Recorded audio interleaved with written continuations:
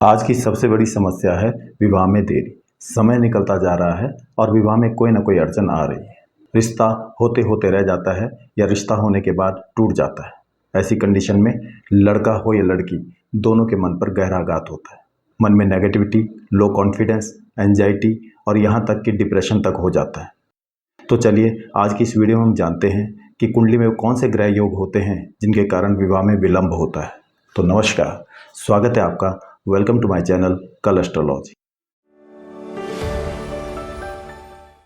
जन्म कुंडली में विवाह से संबंधित जानकारी के लिए दूसरे भाव, पांचवें भाव, सातवें भाव, 11वें भाव और 12वें भाव का विश्लेषण करना चाहिए। दूसरा भाव परिवार का भाव है, पांचवा भाव प्रेम और संतान का भाव है, सातवां भाव मैरिज और लाइफ पार्टनर का भाव है, 11वां भाव इच्छा पूर्ति और लाभ का भाव है, 12वां भाव शैया सुख मतलब बेडरूम प्लेजर का भाव है। मगर मुख्य रूप से विवाह के लिए सातवां भाव और सातवें भाव के स्वामी का विचार करना चाहिए। पुरुष की कुंडली में शुक्र को पत्नी का कारक ग्रह माना गया है और स्त्री की कुंडली में बृहस्पति को पति का कारक ग्रह माना गया है। पुरुष और स्त्री दोनों की कुंडलियों में शुक्र को विवाह का कारक ग्रह माना गया है। शनि सर्वाधिक मंद गति से चलने वाला ग्रह है। शनि एक राशि में करीबन 2.5 वर्ष तक रहता है।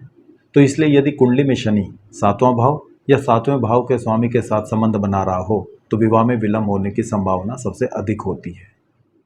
विवाह में विलंब के कुछ सामान्य योग: यदि सातवें भाव का स्वामी 6, 8 और 12वें भाव में हो, यदि 6, 8 और 12वें भाव का स्वामी सातवें भाव में हो, यदि सातवें भाव में क्रूर ग्रह जैसे मंगल, शनि, सूर्य, राहु और केतु बैठे हों या सातवें भाव को दृष्टि दे रहे हों, यदि सातवें भाव का स्वामी क्रूर ग्रहों के साथ हो या क्रूर ग्रहों से दृष्ट हो, यदि सातवें भाव का स्वामी सूर्य से अस्त हो, यदि लग्न सातवें भाव और 12वें भाव में क्रूर ग्रह बैठे हों और चंद्रमा बलहीन होकर पांचवें भाव में बैठा हो, यदि लग्न से दूसरे भाव में पाप ग्रह हों और दूसरे भाव का स्वामी 12वें भाव में हो तो विवाह में विलंब होता है।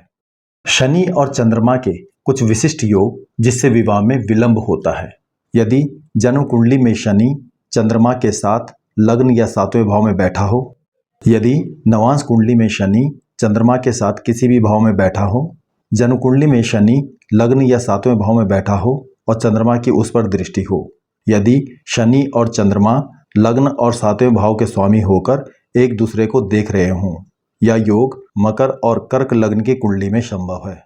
शनि और सूर्य के कुछ विशिष्ट योग जिससे विवाह में अड़चन आती है: जन्म कुंडली में शनि और सूर्य सप्तम भाव में हो, लग्न से शनि 12वें भाव में हो, सूर्य दूसरे भाव में हो तथा लग्नेश निर्बल हो, शनि 6वें भाव में हो और सूर्य 8वें भाव में हो तथा सप्तमेश बलहीन हो, शनि लग्न में हो और सूर्य 7वें भाव में हो, सूर्य 7वें भाव में हो और शनि के उस पर दृष्टि हो, यदि सूर्य और शनि के साथ शुक्र और 7वें भाव का स्वामी जन्म कुंडली में कहीं भी बैठे हों। उल्लेखनीय बात यह है कि शनि और सूर्य की युति उतनी अशुभ नहीं होती है जितनी कि सूर्य पर शनि की दृष्टि या सूर्य और शनि की एक दूसरे पर दृष्टि अशुभ होती है। यदि कुंडली में विवाह में विलंब के योग अधिक हों और शुभ योगों की कमी हो तो विवाह होने की संभावना कम होती है। आज के लिए बस इतना ही। मिलते हैं नेक्स्ट वीडियो में। तब तक के लिए नमस्कार। जय हिंद।